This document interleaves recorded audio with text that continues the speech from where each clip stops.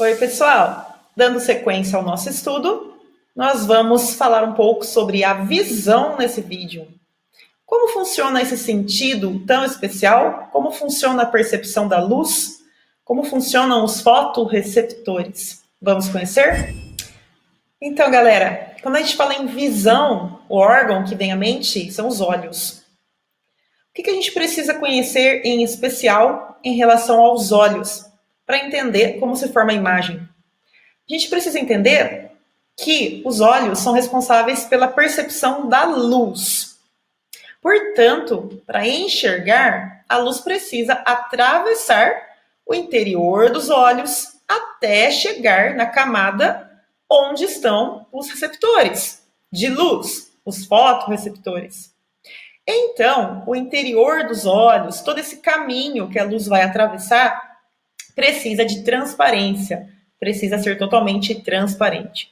Qual é o caminho percorrido, então, pelo raio luminoso? Até chegar na retina, que é essa camadinha tão especial que possui os receptores. O raio luminoso precisa atravessar a córnea, o humor aquoso, passar, então, pela abertura da pupila, passar pelo cristalino, atravessar mais um líquido que preenche o globo ocular, que é o humor vítreo, até chegar lá na retina.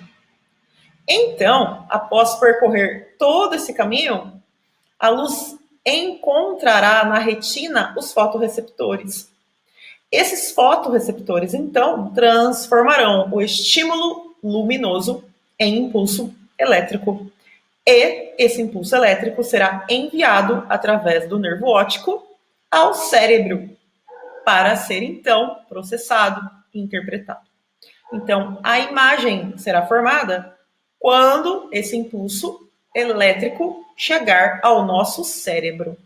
Então, pessoal, olhando essa imagem, a gente vê um recorte da retina ampliado.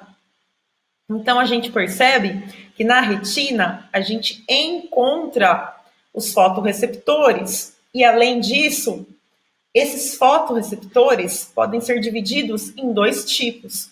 A gente encontra os cones e os bastonetes. E qual a diferença entre eles? Os cones são os fotorreceptores responsáveis pela percepção das cores. E a gente tem três tipos de cones. Cones sensíveis à luz vermelha, cones sensíveis à luz verde e cones sensíveis à luz azul. E os bastonetes? Os bastonetes não percebem cores, eles percebem apenas luminosidade. Então, são as células mais acionadas quando a gente enxerga à noite.